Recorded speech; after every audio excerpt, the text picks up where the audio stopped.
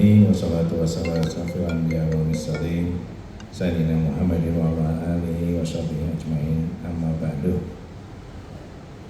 Puji syukur kepada Allah Subhanahu wa taala, hari ini kita semua berkumpul kembali. Terima kasih Pak Nuan, semua panelis yang terhormat, bapak-bapak, ibu-ibu semua yang mungkin ya dapat saya sampaikan satu persatu.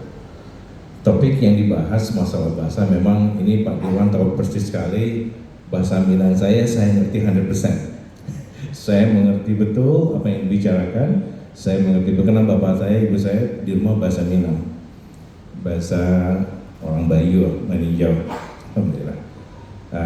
Kebetulan karena kita dibesarkan dari Tembilahan, Rengat, Melayu betul Pak Dirwan.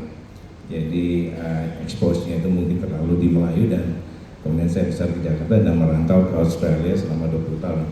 Tapi ini suatu topik yang sangat relevan karena ini menjadi sesuatu yang menggelitik kita semua, karena bahasa itu menggambarkan Pak Dirwan?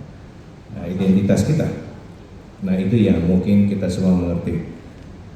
Kita tahu semua kita punya diaspora di Australia. Tantangan yang terbesar kita di sana adalah bagaimana untuk menjadi orang Indonesia yang pertama sekali. Yang kedua adalah menjadi orang Minang. Karena ya seperti tiga generasi itu Pak Dirwan untuk memastikan bahwa mereka bisa kembali. Australia mempunyai tantangan yang luar biasa buat kita. Kita mengerti semua sekali, makanya dari awal ini para perantau yang dimotori Pak Herman, Pak Armanda Darnis, dari semua Edra Bacon, itu dari awal-awal mereka merantau ke Australia, yang mereka ingin adalah mendirikan rumah Minang. Yang pertama sekali adalah masjid, dan itu dilakukan, kemudian Minang House, yang itu yang mereka lakukan. Insya Allah dari awal pembicaraan awal, dari mimpi, akhirnya dari 2021, dan kita bersama-sama ini Pak Darwis, kita mau membangun community di Australia, kita namakan Surau. Nah ini yang awal dari bagaimana kita memastikan bahwa tidak hanya sekedar menyatakan bahwa hey ini ada tantangan buat kita semua, tetapi kita coba lakukan sesuatu untuk mengimplementasikan. Ini yang kita lakukan di Australia. Semua bapak-bapak, nini, mama itu bergabung kerjasama dan dibantu oleh diaspora. Pak, diaspora ini sangat membantu sekali dalam pergerakan kita membangun surau. Dari Pemda, dari Buya juga ikut pada awalnya. Ingat sekali pada saat COVID, kita coba galangkan, kita coba terangkan bahwa kenapa kita perlu sekali surau di Australia. Ini sebagai ujung tombak kita. Ujung tombak kita untuk memastikan anak-anak kita mengerti tentang keminangannya. Kalau saya katakan pada saat berdiri, kita hampir punya 15 orang anak-anak yang mengarah hafiz Quran di Australia. Yang kita punya tempat adalah tempat kita berkumpul, dan kita punya tempat lain semua di Australia. Kita punya masjid, ada 2-3 yang orang Minang yang selalu menjadi di depan. Tapi kita rindu dengan surau, karena surau ini suatu hal yang sangat unik di mana tuh? Karena kita ngerti bahwa surau itu bukan hanya sebagai tempat kita fokus di keagamaan, tapi kita juga bisa membentuk karakter kita. Jadi ASB, BSK sangat relevan sekali di surau, dan itu yang kita coba lakukan.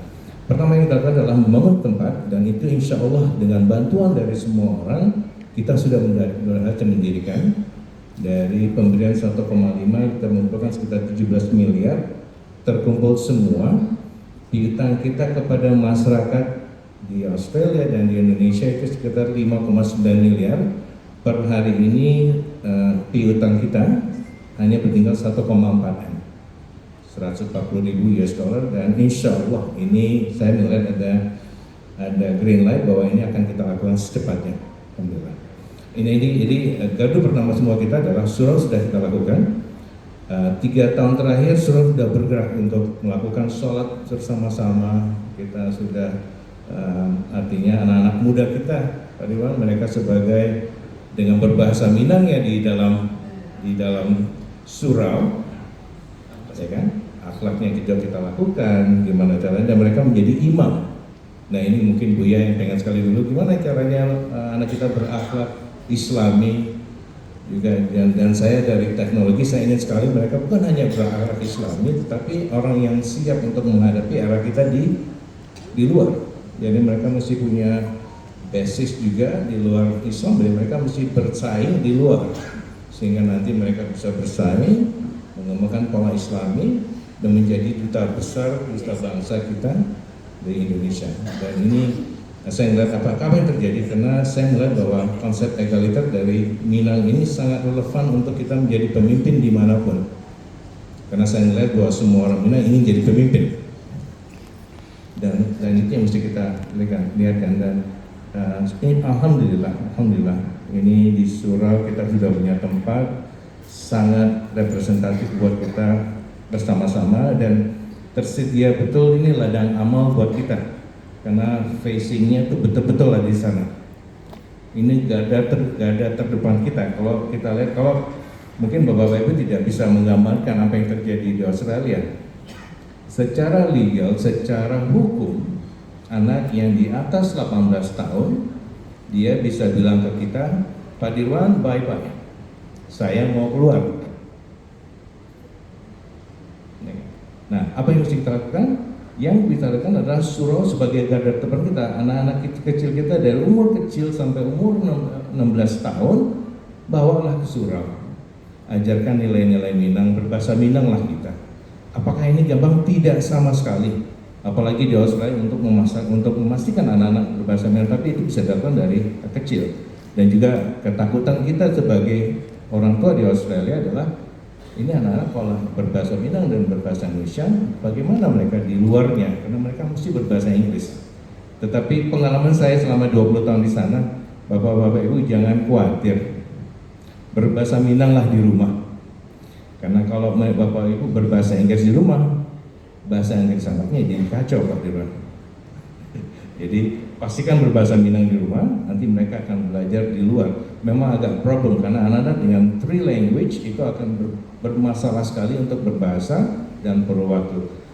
Saya cuma kasih sedikit konsep aja bahwa alhamdulillah kita udah resmikan kemarin surau, kita udah mulai go, pastikan jalan. Beberapa persyaratan akan kita lakukan, tapi ini adalah langkah besar buat kita semua, dan surau pertama di luar negeri, bukan masjid, dan ini adalah hasil dari pendanaan kita bersama-sama, dan ini yang kita lakukan bersama-sama. Saya tidak melihat ada satupun yang merasa paling berjasa, apakah mereka sebagai pendiri, apakah mereka sebagai penyumbang terbesar, tapi konsepnya adalah ini sesuatu yang kita lakukan bersama-sama lillahi ta'ala, dan kita coba lakukan di Australia dengan konsep 100% volunteer Pak Dirwan.